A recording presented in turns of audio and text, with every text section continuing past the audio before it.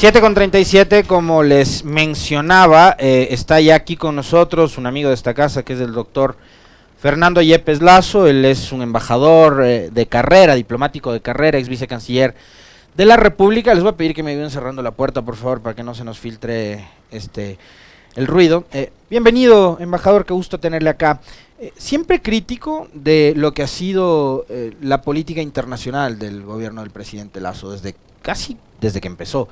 Pero lo último, deja la presidencia pro tempore de la CAN, la entrega a Perú, y digamos, ¿cuál es la evaluación que hace usted desde su experticia, su experiencia además, en este ámbito? ¿Cuál es el legado que deja el paso del Ecuador por la presidencia de la CAN?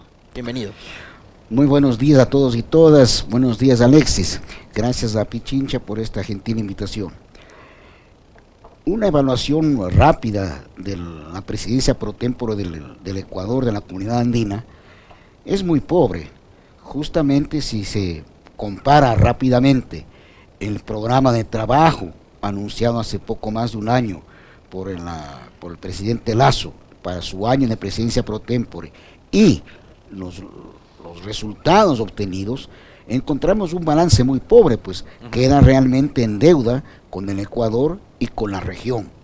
El programa del presidente Lazo tampoco pues era un programa que merezca pues elogio alguno.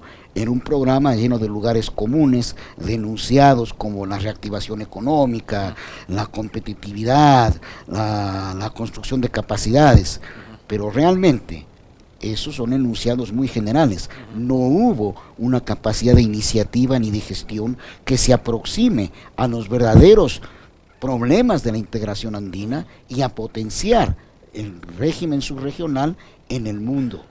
O sea, esos discursos, digamos que están bien para las cumbres, etcétera, digamos, ¿tenía que haber el gobierno de Lazo aterrizado? ¿De qué manera, desde el punto de vista de la política internacional, se puede establecer líneas muchísimo más claras y más cercanas que afecten para bien de los ciudadanos, no solo del Ecuador, sino de la comunidad andina? Por ejemplo, yo creo que en primer lugar debe haber un convencimiento de lo que es la integración regional en sus tres dimensiones, política, económica y social, no una visión meramente comercial o mercantil de la integración. Eso es el primer considerando básico para poder diseñar un programa de trabajo de una presidencia pro tempore. Y luego pues tener un conocimiento profundo del momento actual que vive la integración para responder con objetividad, con iniciativas, con hechos.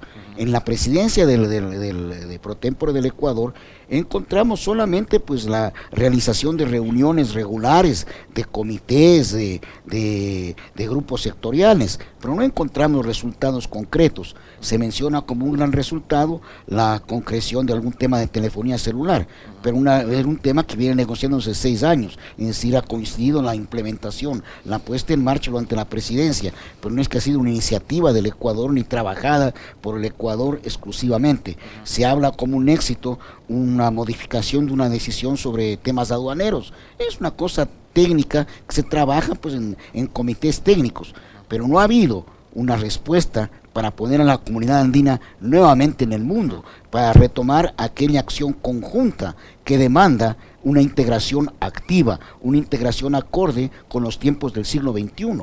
Y hoy eso vamos a notar con mayor deficiencia en la acción internacional del presidente Lazo, porque su pensamiento, su visión de estos temas es totalmente diferente de aquella de los mandatarios de la comunidad andina. Claro, porque está y usted posteaba justamente en sus trinos en estos días una fotografía que dice y mucho, ¿no? Pedro Castillo, del Perú, que digamos, yo no sé ahora finalmente, por cómo también las élites funcionan y operan en el Perú, qué tan leal al proyecto original termina siendo el gobierno de Castillo. Usted me va a decir más adelante, doctor. Castillo, Luis Arce, que ya sabemos cuál es su matriz política, el MAS, en el movimiento al socialismo en Bolivia, y Gustavo Petro. Y obviamente al lado de todos ellos, Guillermo Lazo, ¿no? Exactamente. Entonces, ¿cómo queda también Guillermo Lazo? Donde Digamos, por ejemplo, cuando empezó a hablar del sistema de interconexión eléctrica, que de paso sería bueno que usted se refiera a quién fue el que dejó heredando ese proyecto, ¿no? Y cómo el Ecuador, de ser consumidor de energía a través de combustibles fósiles, terminó convirtiéndose en un exportador de energía a países vecinos como Perú y Colombia. ¿Se le notaba un poco incómodo al presidente? Sí, yo creo que no es solamente incomodidad, es realmente estar en un foro en el cual hay ideas totalmente divergentes de lo que él piensa y prácticas totalmente distintas. Si nos ponemos a ver, para retomar el tema de iniciativas de integración, de cómo impulsar, cómo llevar una presidencia pro tempore, veamos los comentarios que llevaron a la cumbre, las ideas que llevaron a la cumbre, el presidente Petro, el presidente Arce Catacora, ¿no es cierto? Y el propio presidente Castillo, que tiene los problemas internos que conocemos, las limitaciones de gestión que conocemos, pero que pues tiene una visión pues progresista muy diferente de la de Guillermo Lasso, ¿no es cierto? Su incomodidad, su desconocimiento de los temas se manifiesta, se quedó en evidencia claramente en el tema de la interconexión eléctrica, como señalabas tú. En el Ecuador, el motor de eso fue Rafael Correa, ¿no es cierto? Y aquí a lo interno se dice que las hidroeléctricas han sido elefantes blancos, que todo ha sido pues una cosa mal hecha, mal diseñada, sin tener objetivos claros. Pero la verdad adicional a esto es que la interconexión eléctrica regional y subregional fue una iniciativa dentro de UNASUR, y dentro de UNASUR el gran promotor de eso fue Rafael Correa, uno de los grandes promotores con hechos concretos, que fue el caso del Ecuador, que aumentó su generación eléctrica y se convirtió de importador en exportador, con ventajas para el Ecuador y los países vecinos. Pero más allá de eso, veamos qué dijo el presidente Petro, cuál fue el mensaje del presidente Petro. Una comunidad andina activa que debe retomar su composición original. Llama a Venezuela, a la integración de Venezuela, a la posible integración de Chile. Y Luis Arce Catacora va más allá y menciona también a la Argentina, ¿no es cierto? O sea, ya va de una vez la UNASUR, pues. Es una visión integracionista profunda, políticamente muy definida. Puede tener, desde luego, y tiene muchas complejidades técnicas, eso es verdad, pero no es sencillo en el tema pues técnico, en la ampliación de la CAN o retomar los acuerdos. Pero la visión política de esa integración fuerte, andina, sudamericana, queda muy claramente establecida. Mientras tanto, Guillermo Lasso sigue reconociendo a Juan Guaidó. O sea, es una barbaridad. Mientras el presidente Petro de Colombia, la primera gestión de su gobierno, restablecer relaciones, acercarse con Venezuela, nombrar embajadores. Pero incluso la administración Biden, a partir de sus necesidades energéticas, ha dejado de lado el prejuicio que había en contra de Maduro y del chavismo, y ha empezado a establecer nexos y puentes con Venezuela, ¿no? Yo ponía en algún mensaje de las redes sociales que qué espera el Ecuador luego del acercamiento de Petro, de Argentina, de todos los demás países con Venezuela. ¿Qué espera el Ecuador para proceder con un mínimo de coherencia con el interés nacional del Ecuador, con la tradición histórica y nuestros vínculos pues permanentes con Venezuela? ¿Qué esperamos que nos autorice Washington para proceder? Los propios Estados Unidos han retomado el diálogo por necesidades estratégicas y por la realidad. La realidad es clara, el gobierno de Venezuela es el del presidente Maduro. No nos olvidemos que hace un poco más de un año la Asamblea General de las Naciones Unidas aprobó una resolución en la cual se reiteraban los principios básicos de la teoría general del Estado y del derecho internacional, de cuáles son los requisitos para que alguien pueda ser gobierno de un país. Y obviamente Guaidó no cumple ninguno, y la Asamblea quedó pues absolutamente claro que es Nicolás Maduro quien ejerce el gobierno en la República Unificada de Venezuela. Y fíjese algo que lo mencionó citando al Latinobarómetro Virgilio Hernández hace 2 días en este espacio, y yo citaba otra encuesta que no es la de Latinobarómetro sino la de Sid Gallup, con respecto de la visión o la confianza que tienen los ciudadanos de los países de la región alrededor de la democracia. Y Venezuela aparece en los 3 primeros lugares de la valoración que hace la sociedad de ese país de la democracia, mientras Ecuador aparece en los últimos lugares. No solamente eso, Alexis, que es muy, muy revelador y muy claro del sentimiento popular, sino si miramos solamente cifras económicas de crecimiento, de desempeño económico en el último año, en el último informe de la CEPAL, corrobora el gran desempeño de Venezuela y el pobre desempeño de otras economías, entre ellas el Ecuador. La integración, volviendo al tema inicial, tiene impulsos y dinámicas cuando hay voluntades políticas concurrentes. Más allá de las ideologías que pueda tener cada mandatario. Porque acuérdese usted que en los inicios de la UNASUR, presidente de Colombia, ¿quién era? Álvaro Uribe. Así es. No. Sebastián Piñera en Chile, ¿no es cierto? Todo ello es indispensable para poder avanzar. Y en procesos más pequeños como la CAN, ¿no es cierto?, que no son más institucionalmente más fuertes de lo que era UNASUR, ¿no es cierto?, es indispensable esa voluntad política concurrente y mínimas visiones compartidas para que haya avances. De lo contrario, el proceso pues se estanca, tiene tropiezos y eso.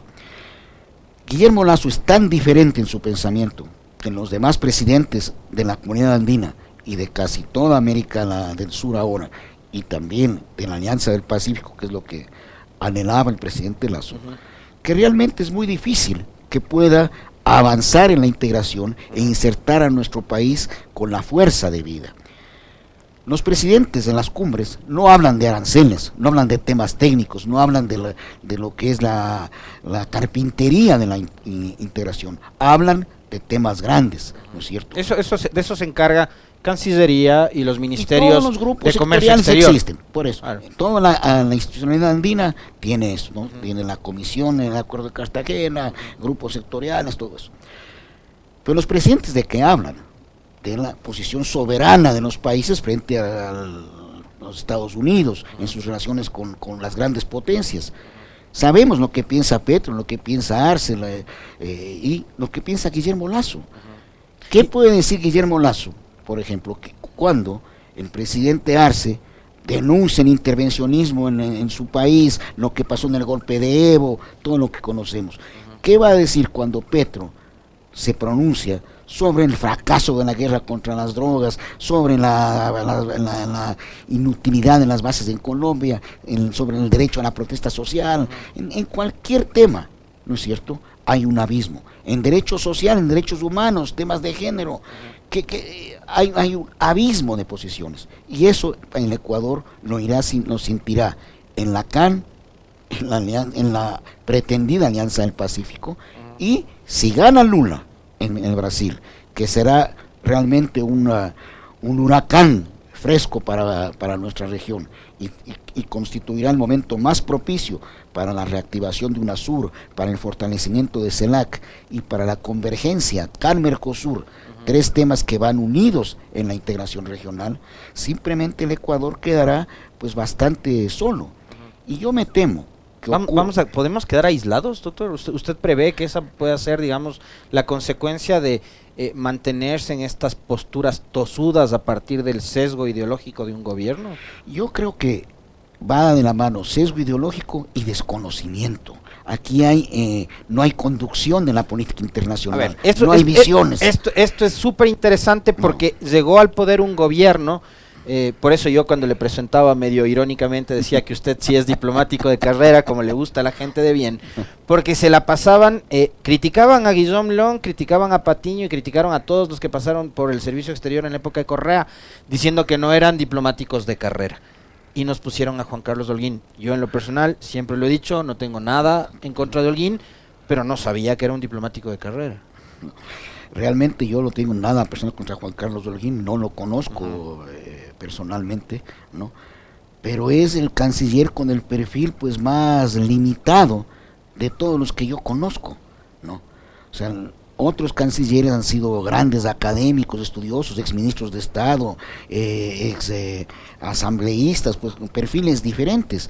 Juan Carlos Holguín tiene un paso por la política pues nada exitoso, como una candidatura a la alcaldía, y su formación pues profesional académica es totalmente ajena a las disciplinas propias de la política exterior. Y el presidente Lasso, que no es un estadista, que tampoco conoce estas materias, nombra como canciller a alguien que sabe tan poco como él. Entonces, una dirección así de la política exterior, pues no da resultados concretos. Miremos nosotros los anuncios que ha hecho el presidente Lasso, va a 1 año y pico de gobierno y era cuestión de horas que se firme el TLC con México. Y eso, como advertimos todos los que conocemos estas materias, era un tema muy, pero muy complejo de hace más de 30 años, porque hay posiciones e intereses pues muy cruzados y posiciones inflexibles. Va al Uruguay y dice el presidente Lasso que quiere comprar en el Uruguay leche, carne, o sea, totalmente que quiere exportarles a Uruguay carne cuando ellos tienen carne de la mejor calidad, ¿no? Y comprar leche en el Uruguay cuando aquí hay producción pues más que suficiente de lácteos. Va a la Argentina y propone un TLC sin conocer que hay un acuerdo de convención económica acá en Mercosur, o el camarón con México. Exactamente, todo eso, o sea, y TLC con China, o sea, no es soplar y hacer botellas, es una cosa pues muy, pero muy compleja. Pero no preparan esas reuniones, esos encuentros, esas cumbres, o la necesidad es, hay que viajar, o sea, hay que vender humo, porque en cada viaje es una venta de humo. Yo creo que la venta de humo es la constante de este gobierno en política exterior y en muchísimos temas. O sea, no hay solidez, no hay fundamento, no hay seriedad en muchas cosas. Pero, volviendo al tema de integración, no solamente tiene que superar las visiones ideológicas y actuar de acuerdo con una visión amplia del interés nacional y regional, sino que tiene que haber pues un conocimiento, un manejo pues profesional, coherente, acorde de la política internacional. No puede ser una política internacional pues con palos de ciego, ¿no es cierto? Y eso implica justamente un involucramiento en los temas para no quedar aislado y participar activamente. Yo me temo que nos pueda ocurrir lo que pasó en la época de Febres Cordero. ¿Qué es? También totalmente alineado con los Estados Unidos, que en el nacimiento del Grupo de Río, como heredero del Grupo de Contadora y del Grupo de Apoyo en 1986, el Ecuador rompió relaciones con Nicaragua, que era pues el punto central del conflicto centroamericano, y decía que todo debía solucionarse en la OEA, cuando todos sabemos cómo funciona la OEA. América Latina creó el Grupo de Río, y solamente 4 años después, con el gobierno de Rodrigo Borja, el Ecuador pudo incorporarse plenamente al Grupo de Río.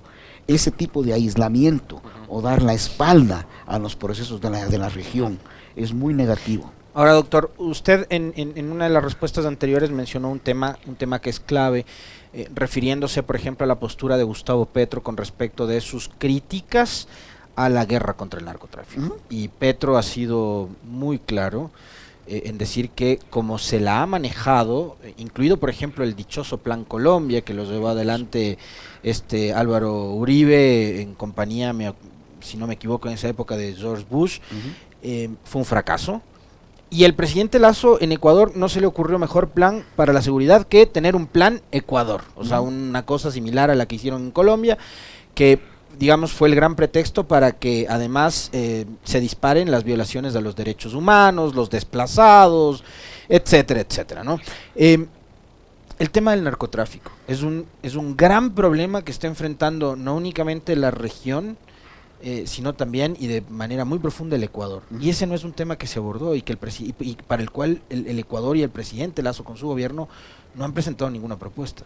La única propuesta que conocemos es la que tú acabas de mencionar. Pero que además es otra. Exactamente. Es otro enunciado, pero no hay un proyecto, o sea, un plan Ecuador, venga, aquí están 1000 hojas de proyecto.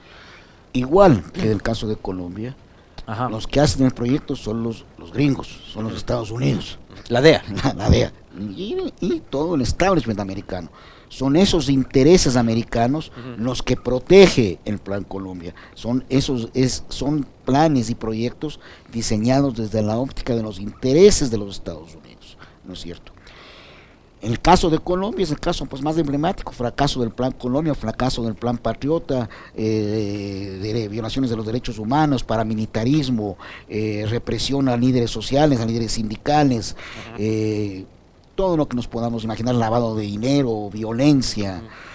En el Ecuador, un país mucho más pequeño y vulnerable, ¿no es cierto?, queda claro que no debemos repetir esos ejemplos, sino enfocarlo con una visión desde nuestros intereses, con una óptica regional, con un tema de salud, como un tema de seguridad, desde luego, pero no se trata de tener más aviones o bases militares o radares. Si fuera solamente de material de seguridad, no debería entrar un gramo de cocaína a Estados Unidos. Pues ¿quién tiene mejores radares?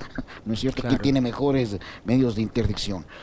Aquí Y realmente, es el país donde más se consume, de paso. evidentemente, todo es un tema muy, pero muy complejo, entrelazado de mil formas, y todas pasan por los Estados Unidos y naturalmente por los países en los que se produce y comercializa. Pero ese tema, por ejemplo, ¿cómo puede abordarlo el presidente Lasso, que está retomando aquello que el país en el que se ha ejecutado durante 20 años esa política? Dice que es un fracaso, donde Bolivia tiene una visión diferente sobre el tema de las drogas. El Ecuador plantea otra cosa. Eso en un tema político. En un tema económico, el Ecuador tiene, por su alineamiento político en Estados Unidos, una posición pues totalmente tutelada sobre el tema Rusia-Ucrania, ¿no es cierto? Llega a entorpecer las relaciones comerciales con Rusia, un socio comercial importantísimo para el Ecuador. Y eso me piden que le consulte, no he dejado de leerles, por cierto. El Ecuador ha sido, además de especialista en estos últimos años, en comprarse broncas ajenas. Entonces, ahora se niega a recibir diésel ruso de una empresa holandesa. ¿Qué ganamos con eso? Absolutamente nada, únicamente congraciarnos con quienes imponen las sanciones a los rusos, que son los Estados Unidos básicamente. Y Gran Bretaña. Y Gran Bretaña. Miremos en cambio qué dice el presidente Arce de Bolivia en la cumbre de la CAN. Una visión pues estratégica de la subregión, dice, la CAN debe buscar aproximaciones bloque a bloque con la Unión Euroasiática, ¿no es cierto? Obviamente liderada por Rusia, Belarus, o sea, es una visión diferente, rescatando el interés propio de la subregión, que no quiere decir en ningún momento claudicar de la defensa de ciertos principios y posiciones, sino un interés soberano, acorde con nuestras necesidades y prioridades. En cambio nosotros pues vamos haciendo la mejor letra que aquello que pide el profesor, y así tenemos varios casos de ese alineamiento. Como el Ecuador, que requiere las mejores relaciones del mundo, que quiere hacer TLC con China, que quiere diversificar su comercio para tener más Ecuador en el mundo y más mundo en el Ecuador, aplaude una ley como la ley DAF de los Estados Unidos, que es la expresión máxima del tutelaje en las relaciones internacionales, y que simplemente especifica con quién puede y no puede tener relaciones el Ecuador, porque la ley busca proteger al Ecuador de la influencia maligna, entre ellas la República Popular China.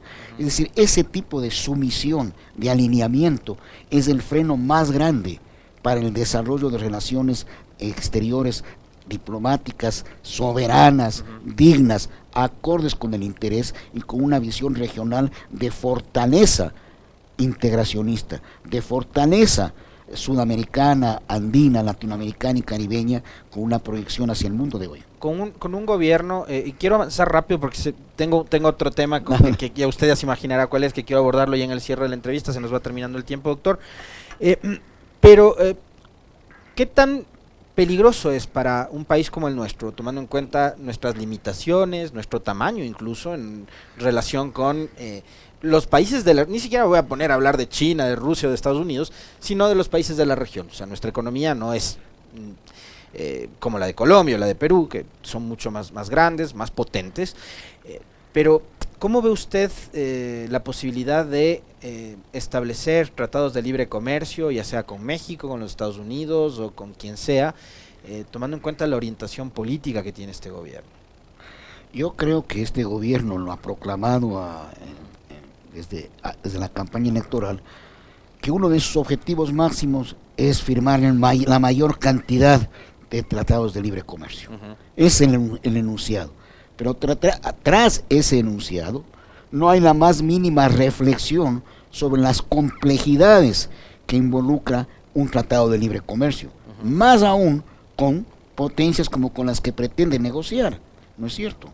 Veamos la experiencia del acuerdo con la Unión Europea, una experiencia que tomó años. Hay sí un profundo debate nacional, un profundo debate subregional, es decir, un análisis profundo de los hechos. No se trata solamente de enunciar y pretender que con eso se hace el tratado. ¿Cuál es la complejidad de un tratado de libre comercio con China, por ejemplo? ¿No es cierto?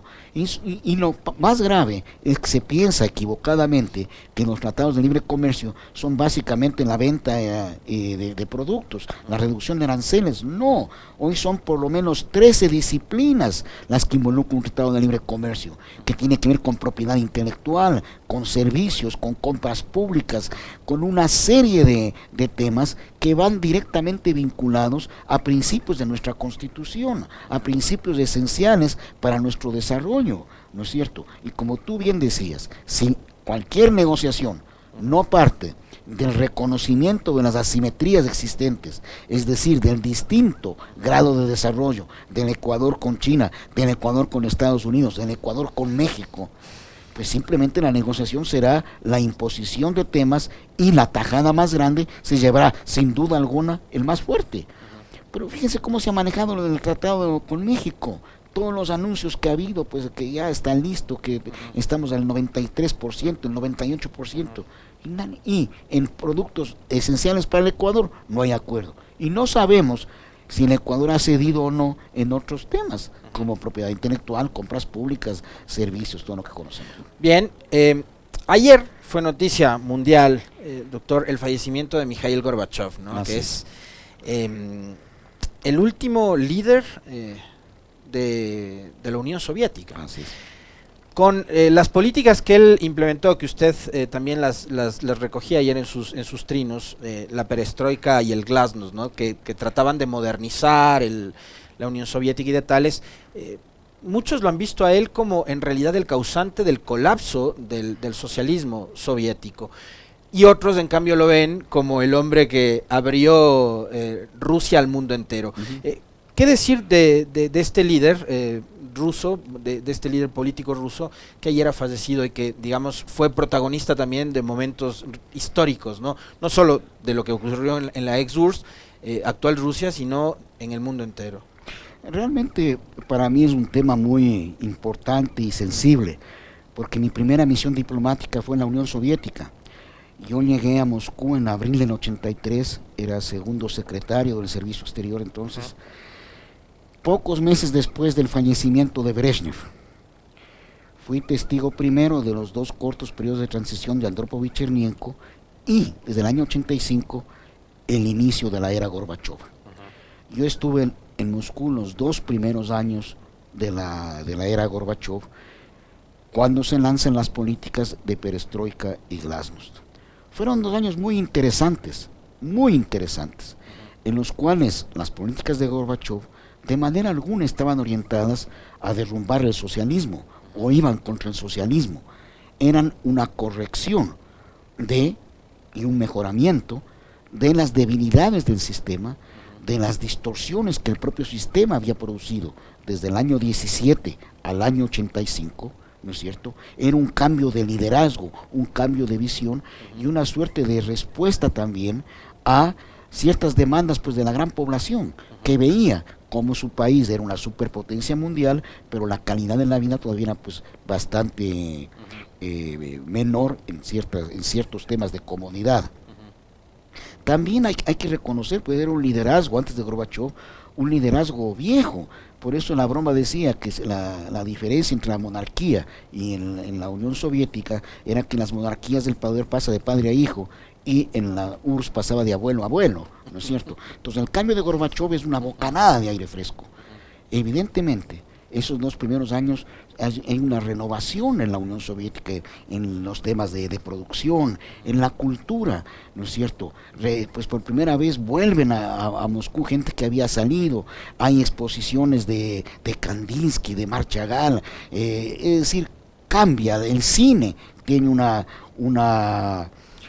revolución verdadera cuando empiezan a proyectarse aquellas películas que habían sido prohibidas, que criticaban, por ejemplo, en los años de Stalin. Criticaban algunas cosas, otras pues eran también un motivo de elogio. Él ¿no? planteaba un socialismo más moderado, pero eso también provoca el colapso del sistema. A eso voy.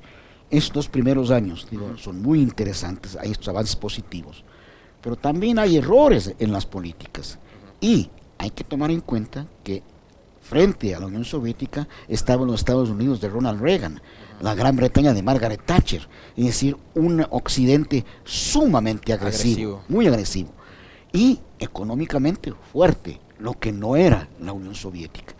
Entonces las políticas de Gorbachev chocan con una realidad muy compleja, ¿no es cierto? La carrera armamentista ya era insostenible para la Unión Soviética, el abrir, el soltar un poco en el régimen, el buscar nuevas políticas, pues se dispara. Y dentro de la Unión Soviética había pues fuerzas muy oscuras, muy reaccionarias, había muchísima corrupción, los grandes beneficiarios del cambio de moneda, del contrabando, de la prostitución, del tráfico subterráneo de armas, todo eso había en la URSS. Ellos son los que tenían dinero y al final de cabo cuando se destruye la URSS, son los nuevos líderes empresariales los que pueden comprar lo que antes era del Estado, ¿no es cierto? Lamentablemente pasa lo que pasa, pues todas estas distorsiones en la ejecución de políticas, errores cometidos en la agresividad de Occidente, determinan lo que conocemos, la caída de la URSS. Pero es un tema muy complejo, no se puede decir si Gorbachev no quería reformar, no hubiera pasado nada. Pero, no. Para usted, ¿cómo pasa la historia de Gorbachev? Yo creo que Gorbachev es un personaje tremendamente controvertido. Primará más ser el último líder de la URSS, y la desaparición de la URSS tendrá siempre el rostro de Gorbachev. Pero es un personaje que debe ser estudiado él y el momento histórico. Apenas han pasado pues 20 y pico de años, o sea, 30 años, hace falta todavía mayor periodo histórico para tener un análisis más profundo. Hay varios libros muy simpáticos. Las memorias de Gorbachev son interesantísimas. Ahí, por ejemplo, el capítulo sobre América Latina es muy decidor. Cómo tuvo una nueva dinámica en la política exterior de la Unión Soviética frente a una tercera región como es América Latina en esos años. En la época de Brezhnev anteriormente, pues era considerada órbita de los Estados Unidos y no nos metemos. Con Gorbachev, por primera vez, se invita a los líderes latinoamericanos a la URSS masivamente. Viaja Gorbachev, es decir, hay una aproximación diferente. Estos libros, las memorias de Gorbachev, hay un libro muy grande, se llama Autopsia de un imperio, que es escrito por quien era embajador de los Estados Unidos en esos años en Moscú, que son pues muy interesantes y permiten una aproximación más objetiva, con visiones diferentes que permiten al lector formarse su propio criterio. Gorbachev sin duda es una de las personalidades del siglo XX, ¿no es cierto?, que surgió en un momento particular de la historia de la URSS y que lamentablemente su proceso no concluyó satisfactoriamente, sino que determinó, con todas las distorsiones, las consecuencias que conocemos, determinó finalmente la desaparición de la URSS, que asimismo tiene un lugar único en la historia nuestra, ¿no? Así es, exactamente. Bueno, ha sido la última parte además, una clase de historia con alguien que la vivió de cerca, que es el doctor Fernando Yepes. Le quiero agradecer, doctor, como siempre es un gustazo poder conversar con usted. Gracias a ti, querido Alexis, para mí es un gusto siempre estar con ustedes. Muy amable. 8:10, hacemos un corte y de inmediato regresamos con nuestra siguiente entrevista, y está también Fausto Camacho, especialista en temas electorales, aquí con nosotros.